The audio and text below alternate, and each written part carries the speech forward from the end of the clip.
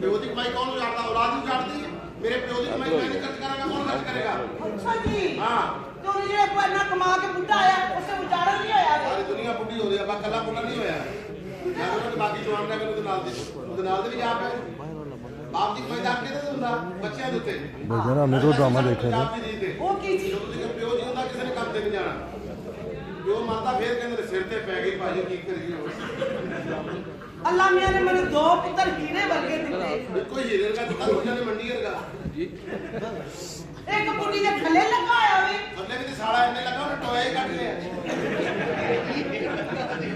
ਤੇ ਇੱਕ ਵੇਲਾ ਜੀ ਮੈਂ ਵਿਆਹ ਦਾ ਸੋਚਦੀ ਪਈ ਆ। हमारी शादी का मैं सोचो माँ, हम शादी करेंगे तो अपनी मर्जी से करेंगे।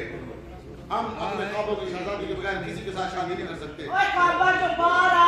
हाँ, हम हकीकत पसंद नहीं, ख्वाब बड़े मजेदार होते हैं। जितने ख्वाबा जो बाहर नहीं तो फिर बादशाह, ओ बादशाह। ये तारा तारा प्यो बता नहीं आवे। हमारे बाप की नजर लगे इस बात मत करना माँ। तुम हमारी माँ जरूर हो लेकिन हमारा बाप हमारे लिए बहुत अहम है। हाँ तो देख। हम किसी वक्त भी अपने बाप की दूसरी शादी कर सकते हैं। बादशाह क्यों जी करके करना है? लाद मेरी है मैं बगाड़ा ना बगाड़ा।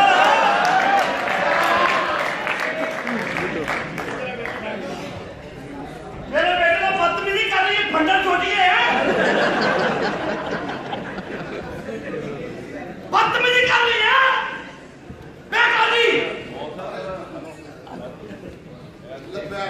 This is my son. बदतमीजी करी जा रही है। शुक्र कर शुक्र कर शुक्र कर शुक्र कर। तेनू खान साइंसदान लभ्या। साइंसदान? ऐस रंग की तो है, रंग निकल रहा है, साइंसदान नहीं है। बाजान उत्तो ट्रैक्टर लेख के आप ही फंस गया। और मेरे का खोता कोई नहीं रखता, उन्हें प्यो रखे।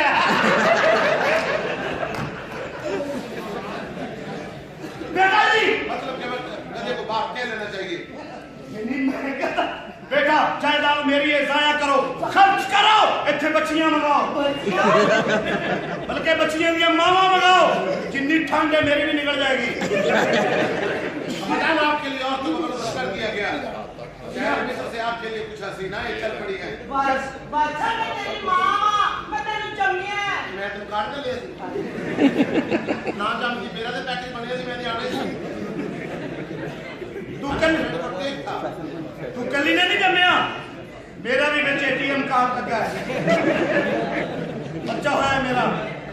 लेकिन दूसरा ब्याह करेगा? हाँ मैं दूसरा ब्याह करांगा और करी जावांगा। दिनेश मैं कितने जावांगी? अपने मापिया के घर जाके बूहे को पानी सुट, कोई तो तिलकेगा। और शुक्र कर तेरा मेरा ब्याह हो गया। तू शुक्र कर तेरा मेरा ब्याह हो गया। हम सुना है कि आपकी लव मैरिज हुई थी। अपनी गला से ना बोलो, मैं आपकी तरह जवाब दूं। ओ यार रजाइयां वाली पेटी ना लव मैरिज हुंदी है। समझ आई? ऐ जी पतली सा जो तेरा मेरा ब्याह होया। ओ जा काम कर मापिया ते तू बहुत मोटी सा तो मैं इत्थे जाके सुआ मार के तेरे चो हवा करी। अल्लाह माफ करे एडा खलावा सी तेरी मां दा तौबा। दर्जी कपड़े सीन आज तक इत्थे पीता रख के रक्षा करा के उत्तों आंदा हुंदा सी। कई बार समझा रास्ता भी भूल गया। बकवास ना कर।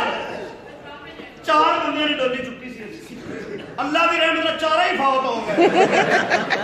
मेरे फौत नहीं होंदे, पिचकारियां निकलियां। ते वो गल भुल गई मैं खेता दे गई ते पुसियां मारनी ऐ कि आज की तरफ फसल भी तो उसे नहीं ना हुई। फसल भी गाजरां दी सी।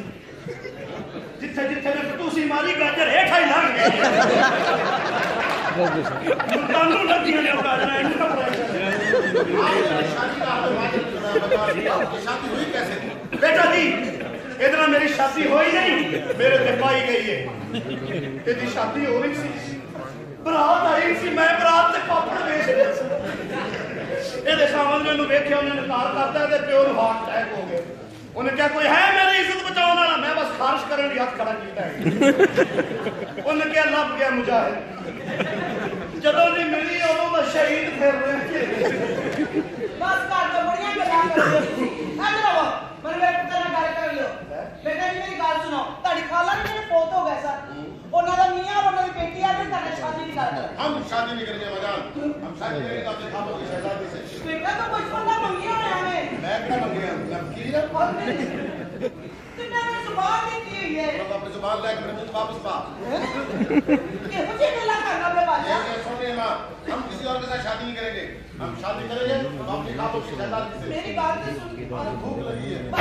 इच्छा मत करो ना। ਉਹਦੀ ਵੀ ਸ਼ਾਦੀ ਹੋਏਗੀ ਤਾਂ ਮਾੜੀ ਮੋਟੀ ਮੇਰੇ ਵਾਸਤੇ ਵੀ ਆਏਗੀ। वैसे तो हमें गल कर लगे शर्म नहीं आती है ना। ਜੇ ਮੈਂ ਕਹਿ ਦਿਆਂ ਮੈਨੂੰ ਨਹੀਂ ਆਉਂਦੀ ਤੇਰੇ ਪੱਲੇ ਕੀ ਰਹਿ ਜਾਏਗਾ ਮੇਰੇ ਨਾਲ?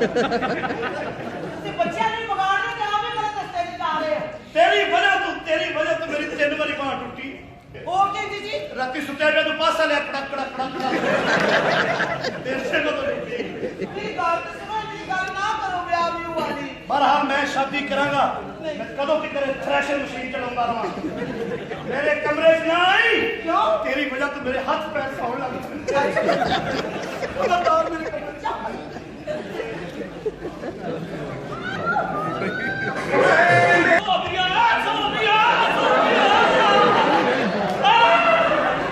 सोबिया ने तुमने क्या किया? ऐसे मौकों पे बाहर नहीं आते।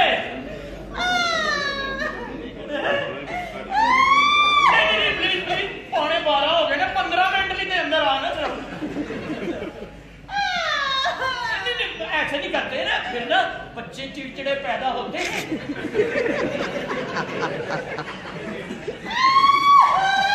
वो आप क्या मुझे बात तो बात क्या हुई है? चला अब हाथ नहीं आया तो कैसे ही पूछा मैंने, हुआ क्या है? क्यों वजह तो बताओ, हुआ क्या है?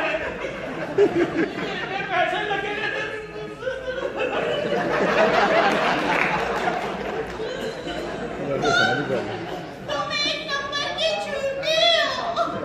क्या कहा?